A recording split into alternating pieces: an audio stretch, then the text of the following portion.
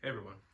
So I want to try a new video type format that I want to do. It's kind of like inspired by Collider's platform um, back when they were doing movie talk. Obviously that's over now, but I've always been inspired to do like movie news.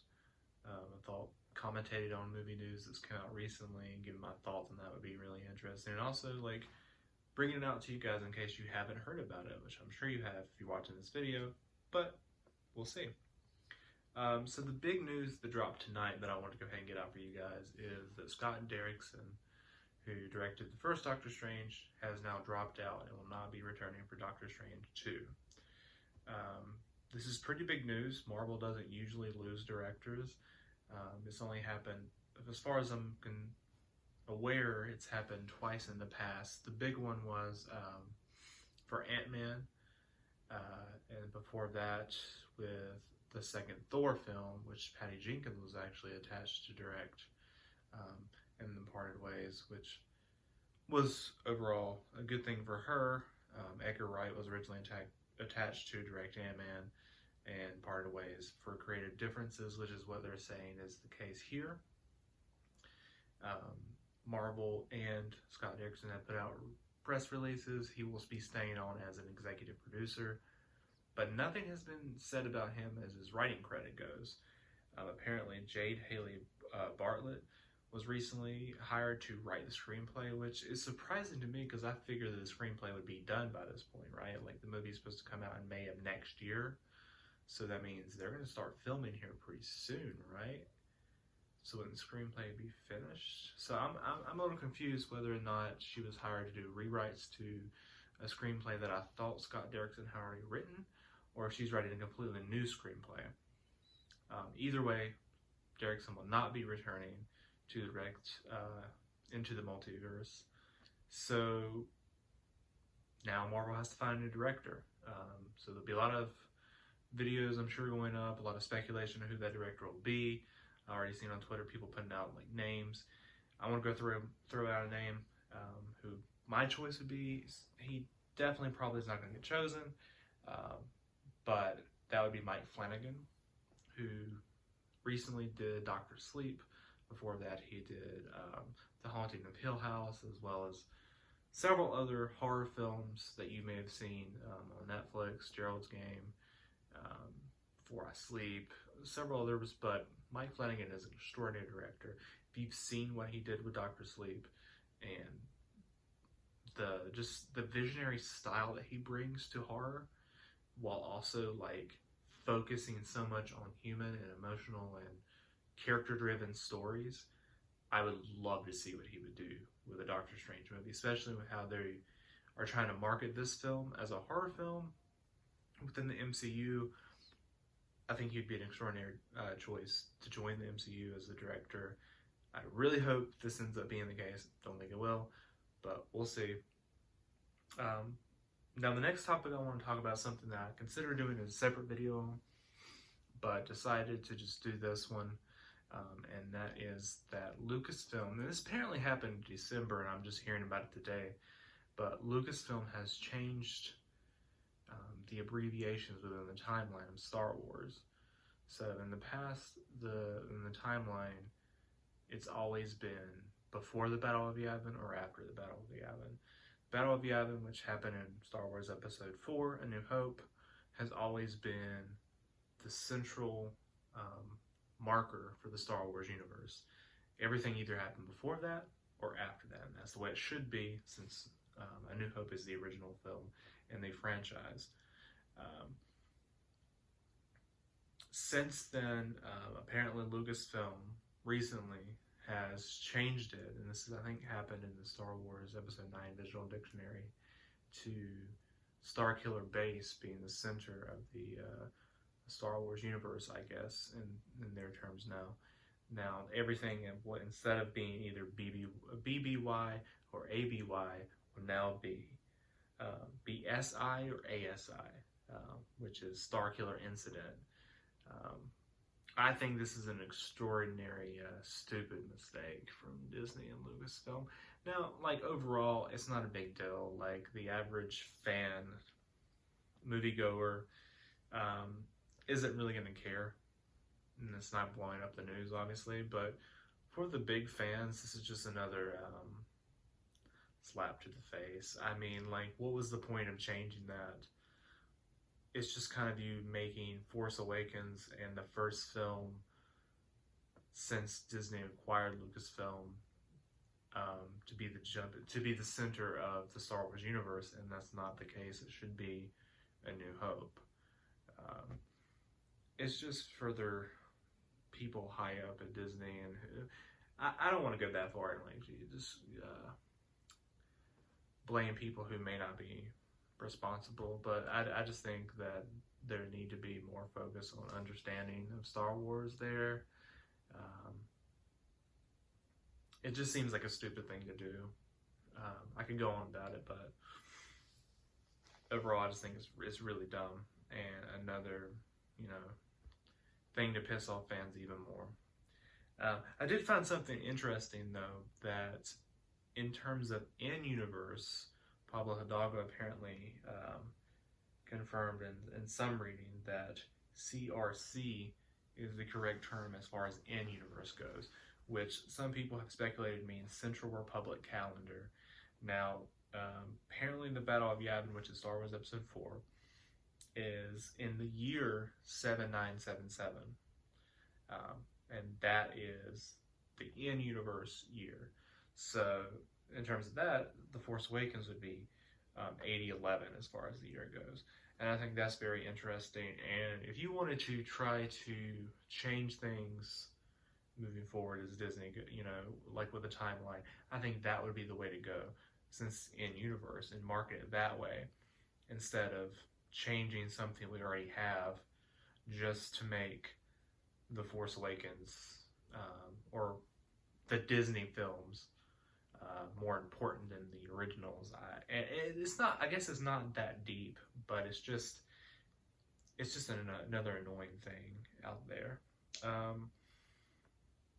The other third story that I wanted to talk about is Christian Bale is rumored to be circling Thor: Love and Thunder. The role that he could be playing is being kept in wraps, but a lot of people are speculating that it's going to be Beta Ray Bill. Now, I do think this is probably the most likely choice that he'll be playing this character. And if he does play this character, this means he will be motion capture most likely in the film. Something we've seen them already do with Thanos, Korg, plenty of other characters in the MCU. But I do think this is what is probably going to happen. I think Christian Bale probably will get cast. I think he probably will play this character. But I think there is a couple other characters he could be playing. I want to throw them out there real quick. One that I thought of was Ares, that I think some people had speculated on would join the MCU after Thor Ragnarok.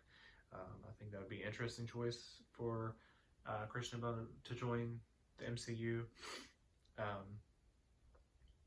I think I would rather him play, a human character and not him play motion capture, just because I love Christian Bale. I want to see him in the MCU and not just covered up by whatever effects.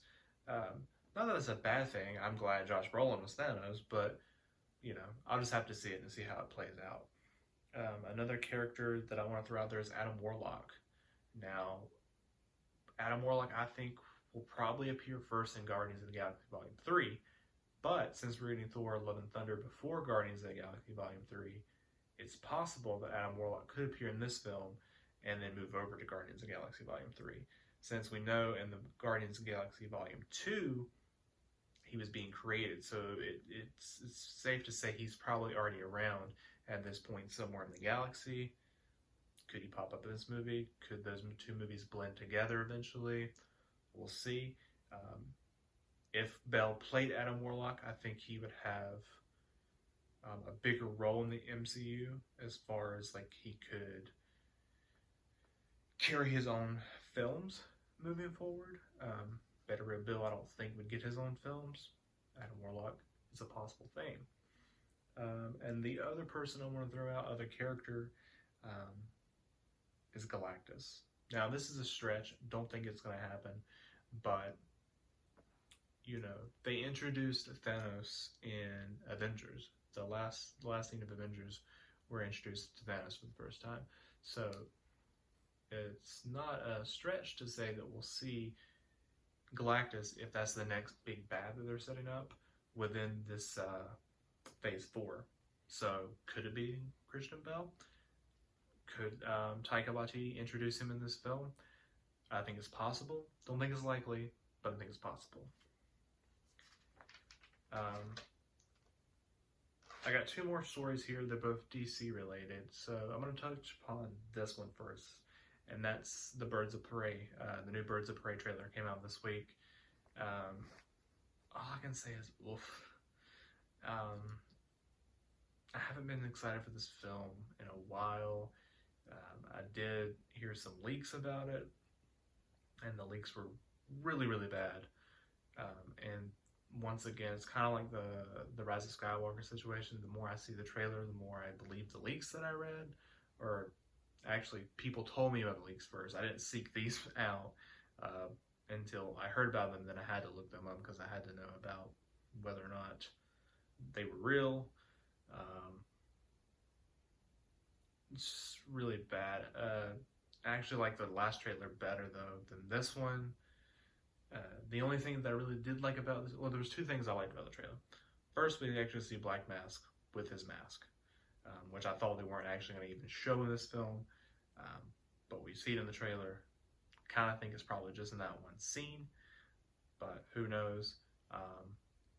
And then the other thing I liked about the trailer was the hyena at the end, and the fact that she named it Bruce and then it laughs. I thought that was cool. I think it's probably going to steal the movie, but we'll see. Overall, I've given this opinion a lot to people I know, but I don't think I've recorded anything about it yet. I don't think there should have been a Birds of Prey movie. Well, that's not true. I don't think there should have been this version of the Birds of Prey movie. This movie that they're trying to tell, I think, would have been better suited as a Harley Quinn movie or a Gotham City Sirens movie. It doesn't really seem like a Birds of Prey movie, but that goes back to the overall DC universe and them not really knowing what they're doing. And me and Bale are going to go into this in a whole in-depth conversation about the overall state of DC, like we have recorded with Star Wars, and that'll eventually get out for you guys, but we're working on that now. But I hope this film's good. I hope it's a surprise. I hope it's good. I just don't have a lot of hope for it.